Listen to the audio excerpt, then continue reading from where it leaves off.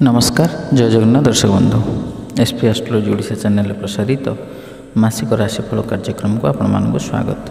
दर्शक बंधु आज आम आलोचना करवा अक्टोबर 2024 रे केमिति रहइबो राशिचक्रर सप्तम राशि तुला राशि व्यक्तिविशेष मानकर शुभाशुभ राशिफल विषय रे विस्तृत भाव आलोचना करवा। किंतु ता पूर्व जदि आपण मैंने आम चैनल को प्रथम थर कर आसी था तेज भिडियो को लाइक करूँ, शेयर करूँ और चैनल को सब्सक्राइब करी पाखे बेल आइकन को प्रेस करूँ।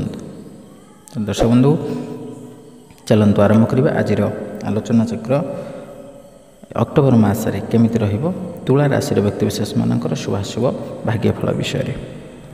ए तुला राशि जार अधिपति ग्रह होउछन्ति शुक्र। तुला राशि शुभवार बुधवार शुक्रवार घातवार गुरुवार। शुभ संख्या 2, 6, 8। शुभ रंग धला कला।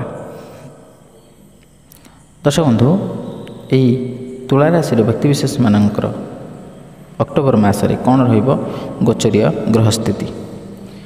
वृष राशि बृहस्पति, मिथुन राशि मंगल, सिंह राशि बुध, कन्या राशि शुक्र केतु रवि, कुंभ राशि शनि और मीन राशि राहु अधिष्ठान करुछन्ति। एई गोचरीय ग्रह स्थिति को दृष्टि रखी आम यह ही विचार करिपरिबा जे एही मासटी तुला राशि जन्म होइथिबा लोकंक पई असुविधार परिपूर्ण रहिबो। आपणको केवल स्वास्थ्य विषय नुहे बरं आर्थिक दृष्टि बहुत सतर्क रहिबाकू पड़िबो। कारण खर्चर भार हठात मास आरंभ आपणको ऊपर पड़िबो, जहा आपणको परिचालना करिबा पई कष्टकर हेबो। आपणकर क्यारियर विषय रे कथा जदि आम आलोचना करिबा तबे आपण चाकरी रे बहुत व्यस्त रहिबे एवं आपणकर जीवा आसीबा बढ़िबो एवं क्रमागत भाव रे गोटे स्थान रे काम करिबा टिके कष्टकर हेबो। किंतु आपण निजर कठिन परिश्रम जारी रखिबे। व्यवसाय करुथुवा लोक माने भ्रमण रे जीवार सुजोग पाइबे एवं सेमाने भ्रमण माध्यम रे व्यवसाय रे भल फलाफल मध्य पाई परिबे। व्यवसाय पई एही मास भल हेबाकू जाउछि। मासर आरंभ विवाहित लोकंक पई भल हेबो एवं सेमानक संपर्क रे प्रेम वृद्धि पाइबो। तथापि मासर शेष भाग किछि मात्रा रे दुर्बल हेबार संभावना रहिछि। पारिवारिक जीवन रे समन्वयर संभावना रहिछि। भाई माने आपणकर साहाय्य आवश्यक करि पारंती। छात्र माने कठिन परिश्रम करने को प्रस्तुत होगा उचित। स्वास्थ्य दृष्टि यही समय मध्य शारीरिक समस्या विषय रे सचेतन होगा आवश्यक हेब, कारण आपण किसी रोगर शिकार हो पारंती। दर्शक बंधु जो दुईटी मुख्यतः ग्रह को नहीं आम विचार करती शुभाशुभ राशिफल, से दुईटी ग्रह होउछन बृहस्पति और शनि।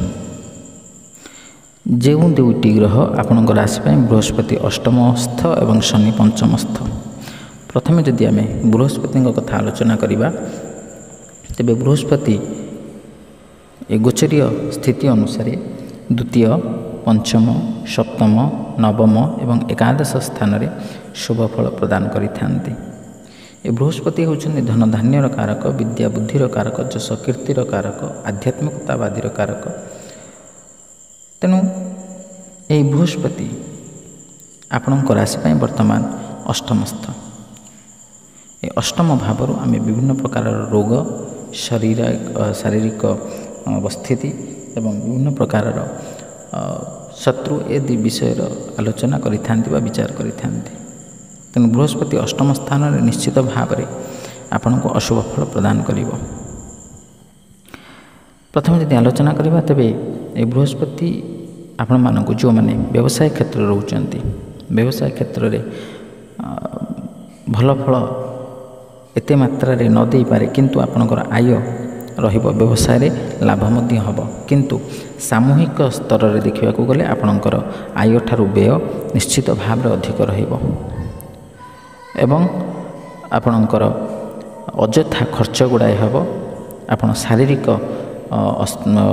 असुस्थता आपण अनुभव करें, मानसिक भाव में आपण भारसाम्य हराई पारती, मानसिक ସ୍ତରରେ ଆପଣ ଦୁର୍ବଳ ହୋଇପଡ଼ନ୍ତି।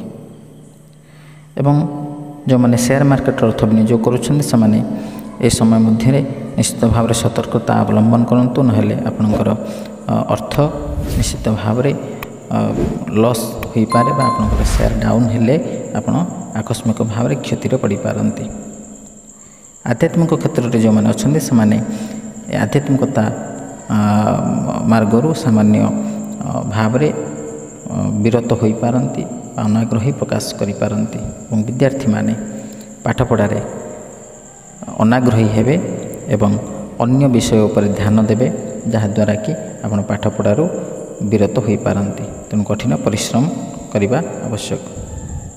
ଦ୍ୱିତୀୟରେ ଯଦି ଆମେ ଶନିଙ୍କ କଥା ଆଲୋଚନା କରିବା, ତେବେ ଶନି ଗୋଚରୀୟ ସ୍ଥିତି ଅନୁସାରେ ତୃତୀୟ, ଷଷ୍ଠ, ଦଶମ ଏବଂ ଏକାଦଶ ସ୍ଥାନରେ ଶୁଭଫଳ ପ୍ରଦାନ କରନ୍ତି। କିନ୍ତୁ ଆପଣଙ୍କ ରାଶି ପାଇଁ ବର୍ତ୍ତମାନ ପଞ୍ଚମସ୍ଥ, ଯେଉଁ ପଞ୍ଚମ ଭାବରୁ ଆମେ ସୁତ ବା ସନ୍ତାନ ସନ୍ତତି ବିଷୟରେ ବିଚାର କରିଥାନ୍ତି। ତେଣୁ ପଞ୍ଚମସ୍ଥ ଶନି ଆପଣଙ୍କ ପାଇଁ ଅଶୁଭ ଫଳ ପ୍ରଦାୟକ ହେବ। ତେଣୁ ଆପଣ ସନ୍ତାନ ସନ୍ତତି ଜନିତ କଷ୍ଟ ଅନୁଭବ କରିପାରନ୍ତି।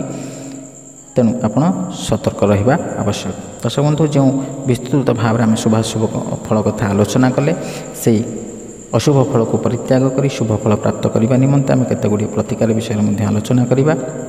ଯେ ପ୍ରତିକାର ଗୁଡ଼ିକ ହେଉଛି, ଆପଣ ମାତା କମଳାଙ୍କୁ ଦର୍ଶନ କରନ୍ତୁ ବା ସାମାନ୍ୟ ପୂଜା ଅର୍ଚ୍ଚନା କରନ୍ତୁ, କିମ୍ବା ପ୍ରତିଦିନ ଆପଣ ବିଷ୍ଣୁ ଭଗବାନଙ୍କୁ ଦର୍ଶନ କରନ୍ତୁ ବା ବିଷ୍ଣୁ ସହସ୍ରନାମ ପାଠ କରିପାରିବେ, କିମ୍ବା ଆପଣ ହନୁମାନ ଦର୍ଶନ କରନ୍ତୁ ମଙ୍ଗଳବାର ଏବଂ ଶନିବାର, ହନୁମାନ ଚାଳିଶା ପ୍ରତିଦିନ ପାଠ କରିପାରିବେ, କିମ୍ବା ଆପଣ ଶନିବାର ଦିନ ଶନି ଚାଳିଶା ପାଠ କରନ୍ତୁ। ଏହା କରିବା ଦ୍ୱାରା ଦେଖିବେ ନିଶ୍ଚିତ ଭାବରେ ଆପଣଙ୍କର ଅଶୁଭ ଫଳକୁ ପରିତ୍ୟାଗ କରି ଶୁଭ ଫଳ ପ୍ରାପ୍ତ କରିପାରିବେ। ଦର୍ଶକ ବନ୍ଧୁ, ଆଶା କରେ ଭିଡ଼ିଓଟି ଭଲ ଲାଗିଥିବ। ଯଦି ଭଲ ଲାଗିଛି ତେବେ ଭିଡ଼ିଓଟିକୁ ଲାଇକ୍ କରନ୍ତୁ, ସେୟାର କରନ୍ତୁ ଏବଂ ଚ୍ୟାନେଲଟିକୁ ସବସ୍କ୍ରାଇବ୍ କରନ୍ତୁ ଏବଂ ଆପଣଙ୍କର ମୁଖ୍ୟତଃ ସୁଚିନ୍ତିତ ମତାମତ ଦେବାକୁ ଜମା ଭୁଲନ୍ତୁନି। ଆଜି ପାଇଁ ବିଦାୟ ଦିଅନ୍ତୁ। ରହିଲି, ନମସ୍କାର, ଜୟ ଜଗନ୍ନାଥ।